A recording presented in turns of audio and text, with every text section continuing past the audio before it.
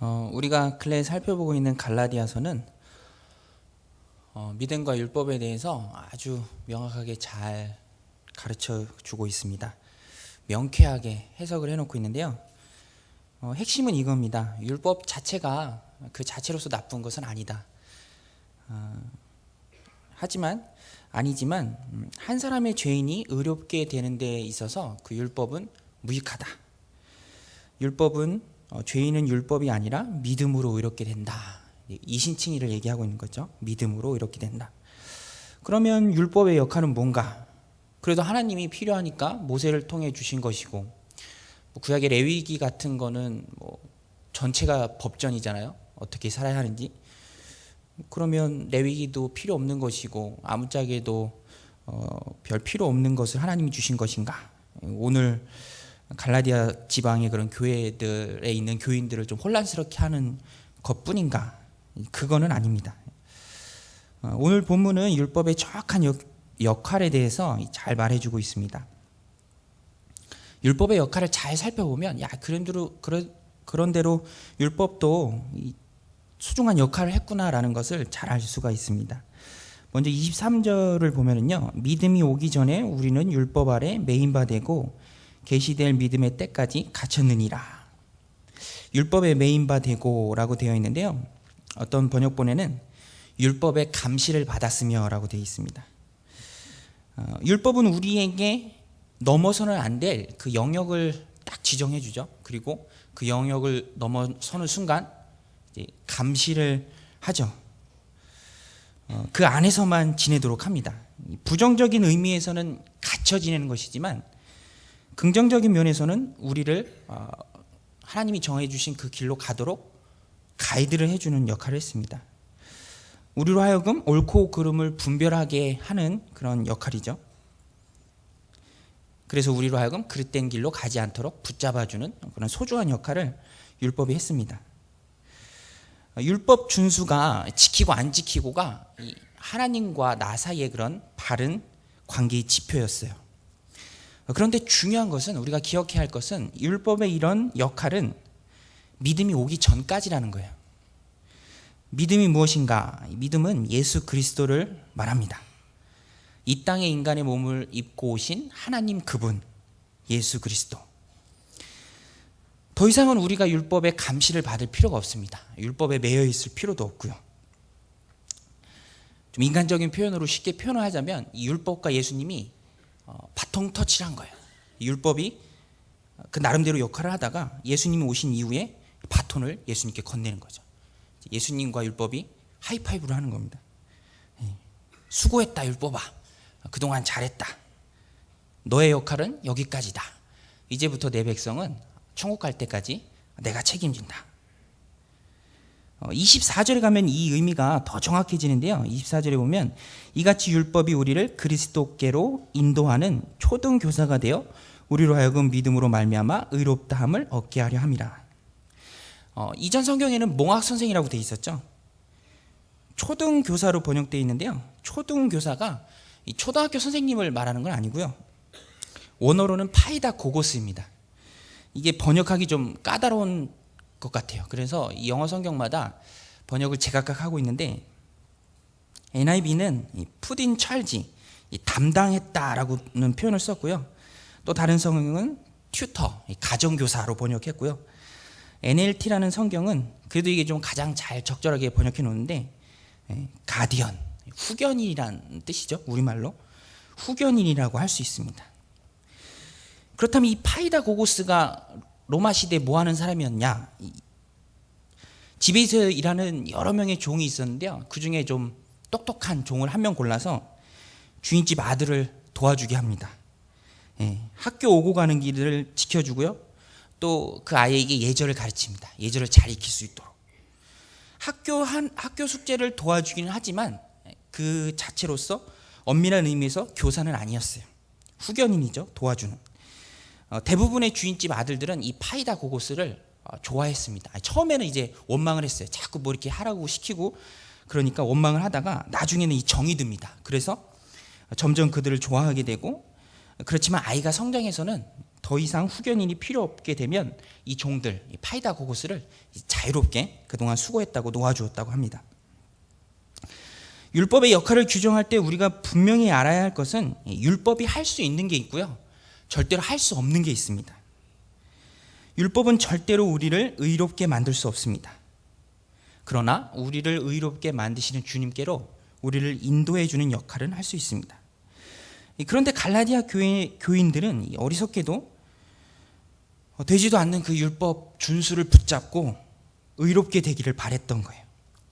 그래서 바울은 25절에서 말합니다. 믿음이 온 후로는 우리가 초등교사 아래 있지 아니하도다. 어떤 공동 번역에 보면 이렇게 믿음의 때가 이미 왔으니 우리에게는 이제 후견인이 필요하지 않습니다. 더 이상 필요 없다, 없어도 된다. 우리에게는 이미 그리스도가 왔으니 너는 더 이상 필요 없다. 잘 가라 율법아. 이게 율법을 대하는 정상적인 태도입니다. 제 아내가 지난 월요일 날 라식 수술을 했는데요.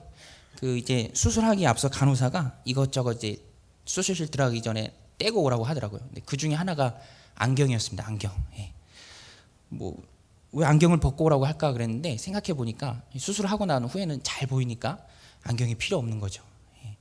수술 딱 마치고 나왔을 땐 눈이 빨개갖고 막 귀신 같았는데 지금은 안경이 필요 없습니다. 잘 보인대요. 더 이상 안경 필요 없다고 쓰지 않더라고요. 마찬가지로 율법이 그런 것 같아요. 이전에는 잘 보이게 하고 필요하고 없어서는 안 될 소중한 것이었지만 그리스도가 온 후에는 필요가 없는 거죠. 그리스도가 왔는데도 율법을 붙잡고 있는 것은 오신 그리스도에 대한, 예수님을 대한 예의가 아닙니다. 예수님을 무시하는 것이죠.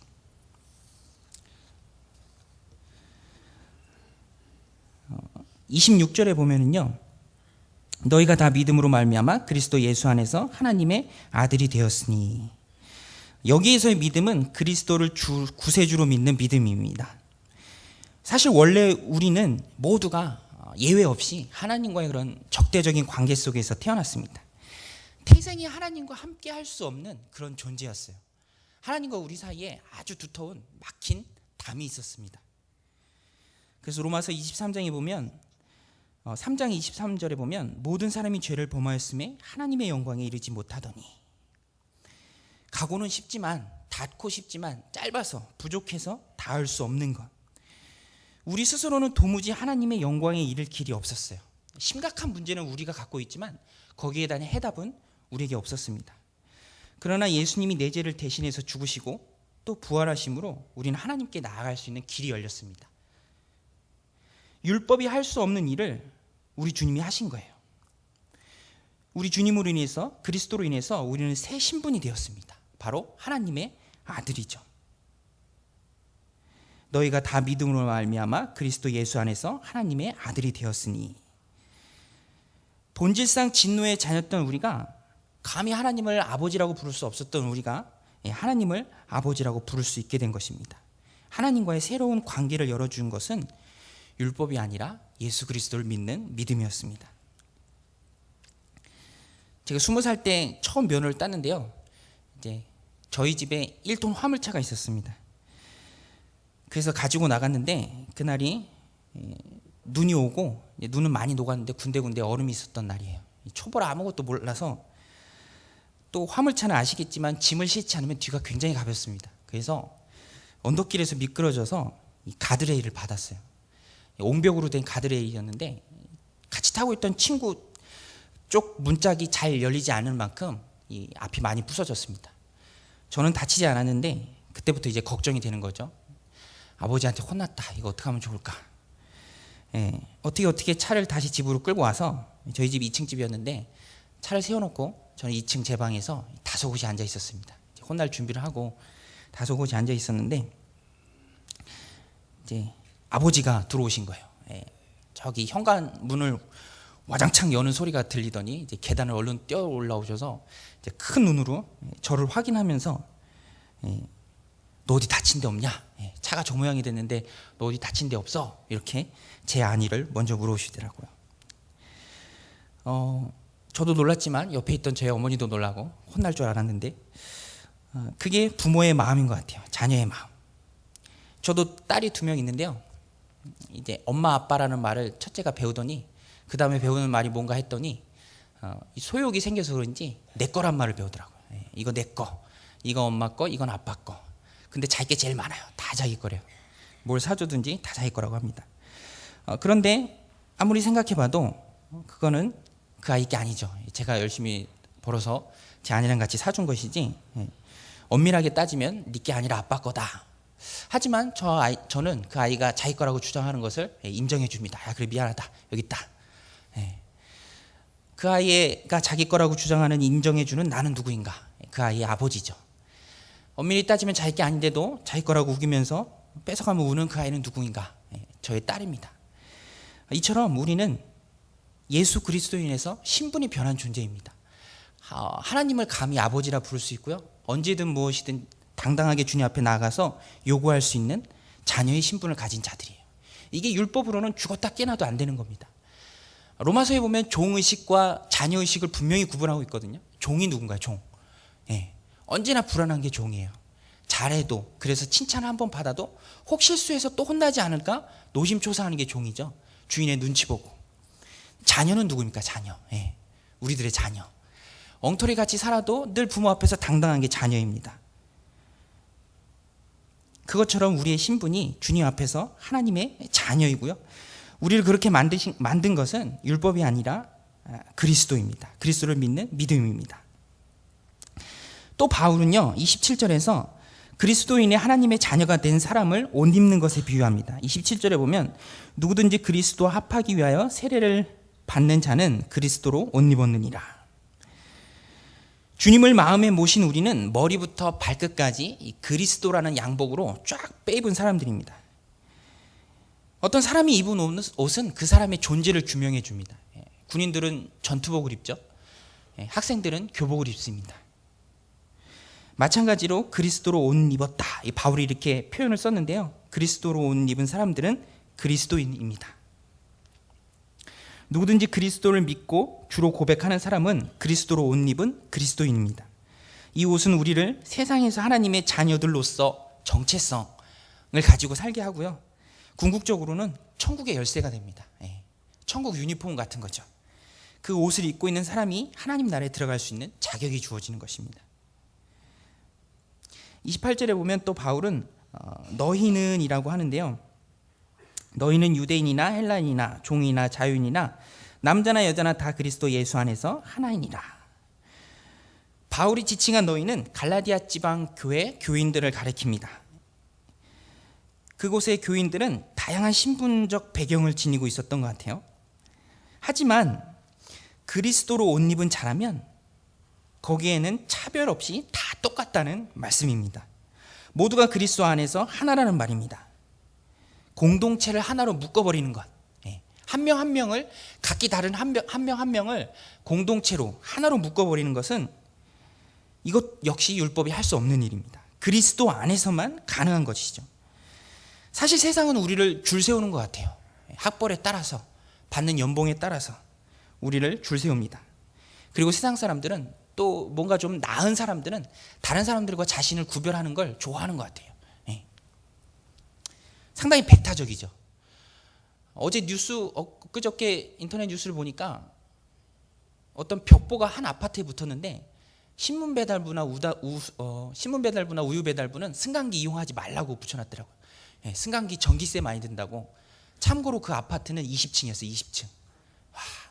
제가 중고등학교 시절에 신문 배달을 많이 했거든요. 어떻게 그렇게 배타적일 수 있는지. 전기값 많이 나온다고, 고장 난다고 그렇게 신문 배달부한테 승강기도 타지 말라고 하는 그 세상을 우리가 살고 있는지. 사실 율법은 구분입니다. 구분. 지키면 좋고 못 지키면 무능하고, 상대적 우월감 혹은 상대적 박탈감, 그게 율법이 갖다 주는 거죠. 하지만 뭐 예전에 유대인들은 그렇게 기도했잖아요. 제가 이방인이나 죄인으로 태어나지 않게 하신 것, 또 여자로 태어나지도 않게 하신 것 감사합니다. 그게 유대인들이었어요. 하지만 예수님이 오신 후에는 그리스도 안에서 모두가 하나가 됩니다. 구분이 없습니다. 율법으로는 도무지 하나가 되려야 될 수가 없지만 우리는 주 안에서 모두 그리스도의 은혜가 필요한 하나가 되는 거예요. 각 사람이 가지고 있는 신분이나 배경을 용광로처럼 다 녹여버리는 분이, 그리고 은혜가 필요한 똑같은 작은 죄인으로 우리가 그리스도 앞에 서잖아요. 우리가 하나님 안에서만, 주 안에서만 하나가 될 수 있는 겁니다. 또 바울은 29절에서 거듭해서 갈라디아 교인들에게 말하는데요, 너희가 그리스도의 것이면 아브라함의 자손이요 약속대로 유업을 이을 자니라. 너희는 그리스도에게 속한 자들이다. 신분과 배경은 제각각이지만 주 안에서 하나가 되었다. 그리스도라는 줄로 하나로 묶인 사람들이다. 그러므로 너희는 아브라함의 자손이다. 아브라함의 자손이라는 것, 아브라함의 자손에게는 하나님이 약속하신 모든 복을 받을 권리가 있습니다. 오늘 본문에는 약속대로 유업을 이을 자다라고 되어 있는데요, 줄이면 상속자입니다. 상속자, 부모의 재산을 상속받을 사람. 오늘 본문을 대하면서 우리가 기억해야 할 것은 누가 유업을 이을 자인가입니다. 누가 유업을 이을 자인가. 즉 아브라함에게 약속하신, 하나님이 약속하신 그 복의 상속자가 누구인가. 유업을 이을 자의 핵심은, 상속자의 핵심은 그가 하나님의 자녀인가 아닌가입니다. 제가 초등학교 때, 지금과 달리 저희 어렸을 땐 밖에서 많이 놀잖아요. 그래도 제가 제 아이들에 대해서 갖는 소망이 한 가지 있다면 제가 나온 학교에 우리 아이들을 입학시키는 것. 그게 참 소망인 것 같아요. 땅 밟으면서. 제 아내는 이마트 없어서 안 된다고 막 긋고 말리고 있는데, 지금 막 폐교될 것 같은 그런 위기에 있는데, 여하튼 그 유소년 시절에 밖에서 노는 게 정말 좋은 것 같아요. 그런데 그렇게 밖에서 놀 때 한 가지 중요한 기준이 있습니다. 놀이가 무엇이 됐든, 자치가 됐든 비석치기가 됐든 뭐가 됐든 바닥에 금을 거요. 금이 하나의 큰 기준이 됩니다. 한번 그어놓은 금은 그 게임이 끝날 때까지 큰 기준으로 역할을 해요. 금 밟으면 아웃이고요, 밖으로 나가 있으면, 금 밖에 있으면 아웃입니다. 마찬가지로 누가 유업을 이을 자인가, 누가 상속자인가, 누가 복받을 자인가, 그 명확한 선을 긋는 그 기준이 있는데 그게 바로 그리스도입니다. 29절에서 말한 것처럼 너희가 그리스도의 것이면, if와 not if의 문제이거든요. 만약 너희가 뭐뭐 한다면, 너희가 그리스도의 것이면 곧 아브라함의 자손이요 약속대로 유업을 이을 자니라. 만약 우리가 그리스도에 속한 자라면, 그리스도로 옷 입은 자라면, 그리스도를 내 삶의 주인으로 고백하는 자라면, 오늘의 말씀처럼 우리가 그리스도의 것이라면 우리는 유업의 상속자입니다. 세월이 아무리 흐르고 세상이 아무리 변해도 하나님이 약속하신 이 유업은, 우리에게 상속될 이 유업은 그리스도 안에서만 허락된 것입니다. 아들이고 자녀만 받을 수 있어요. 당연한 권리죠, 아들과 자녀에게는. 마치 출애굽 때 이스라엘 백성들이 마지막 재앙이죠. 큰아들들 다 죽어나갈 때 좌우 임방과 문설주에 어린 양의 피를 바르고 그 집 안에만 있었으면 살아남을 수 있던 것처럼, 그 집 안에서 무엇 하든지 좌우 임방과 문설주에 붙어있는 양의 피를 보고, 어린 양의 피를 보고 넘어갔던 것처럼, 우리가 그리스도 안에 있을 때에만 우리에게 이 유업이 허락된다는 것입니다. 그리스도 밖에 있다면, 그어놓은 선 밖에 있다면, 예수 그리스도 밖에 있다면 아웃이죠, 아웃. 아무것도 아닙니다. 그리스도를 통해서만 하나님의 자녀가 될 수 있고, 그리스도를 믿는 믿음으로만 영적인 아브라함의 자손이 되는 것입니다. 이것에 있어서 차별은 없죠. 구슬이 서말이어도 껴야 보배이듯이 이 약속된 유업은 아무리 엄청나다 해도 내가 그리스도 밖에 있다면 나와는 전혀 상관없는 것입니다. 제가 홈쇼핑 프로그램을 볼 때마다 참 그 쇼 호스트로 나온 사람들은 얼마나 저렇게 말을 잘하나, 얼마나 그렇게 말을 잘하나, 그런 생각을 많이 합니다. 그런데 우리들이 그래야 할 것 같아요. 유업이라는 것이 단순히 받아도 그만, 안 받아도 그만이 아니죠. 우리가 받아야 할 궁극적인 유업은 영원한 천국입니다. 받으면 좋고 안 받으면 그만이 아니라 반드시 받아야만 하는 것이죠. 반드시 그리스도 안으로 들어야만 하는 것입니다. 무슨 행사 끝나고 받으면 좋고 안 받아도 좋은 그런 기념품이 아니죠. 전투적으로 받아야 할 것입니다. 곧 죽어도 무슨 일이 있어도 그리스도 안에 들어와야 하는 것이죠. 그렇기 때문에 정말로 한 주일을 엉터리같이 살아도 그래도 주님밖에 없습니다 하고 회개하며 예배당에 앉아있는 그 사람이 소망이 있는 것 같아요. 어찌하든지 그렇기 때문에 우리 주변에 있는 많은 사람들을 먼저는 우리가 그리스도 안에 들어와야겠지만 많은 사람들을 그리스도 안으로 등 떠밀어 넣어야 합니다. 마치 쇼호스트가 어제도 잠깐 홈쇼핑 보는데 무슨 가글 같은 거 선전하는데 정말로 좋은 것처럼, 그거 안 사면 큰일 날 것처럼, 그리고 오늘이 마지막 기회인 것처럼, 우리도 그렇게 우리 주변에 있는 많은 사람들, 그리스도가 필요한 많은 사람들을 그리스도 안으로 등 떠밀어야죠. 너희들 이거 아니면 죽는다, 큰일 난다. 오늘도 세상에 많은 사람들이 주님 아닌 것을 주님으로 모시며 살고 있습니다. 하나님 아닌 것을 하나님으로 여기면서 살고 있어요. 마치 갈라디아 교인들이 자기 시인들을 조금 더 의롭게 하지 못하는 그 율법에 목맸던 것처럼 그런 사람들이 많이 있습니다. 우리가 그런 사람들에게 담대하게 믿음으로 그리스도 안에 들어올 것을 강하게 권면해야 합니다. 우리가 하나님으로의 자녀로서 받게 되는 유업은 궁극적인 천국입니다. 하지만 이 세상에서 나그네와 같은 삶을 마감할 때 또 우리에게 준비된 영원한 처소죠, 천국. 이보다 더 좋은 유업은 없습니다. 하지만 또 한 가지 유업은 하나님과의 바른 관계를 통해서 이 세상에 살 때 우리에게 주어지는, 하나님이 부어주시는 복이죠. 물론 우리가 이 세상에서 잘 사는 게, 웰빙하는 게 목적은 아니지만 하나님 나라 갔을 때 자녀가 되는 것이 아니라 바로 지금부터 하나님의 자녀이기 때문에 하나님이 현실의 삶 가운데도 부어주시는 많은 복들이 있습니다. 궁극적인 것은 천국이며 또한 이 세상을 살아갈 때 하나님이 부어주시는 분명한 복이 있습니다. 오늘도 우리가 늘 주 안에 머무름으로 하나님이 우리에게 그 약속하신 귀한 복들을 받아 누리는 저와 여러분들이 되시기를 예수님의 이름으로 기도드립니다. 기도하시겠습니다.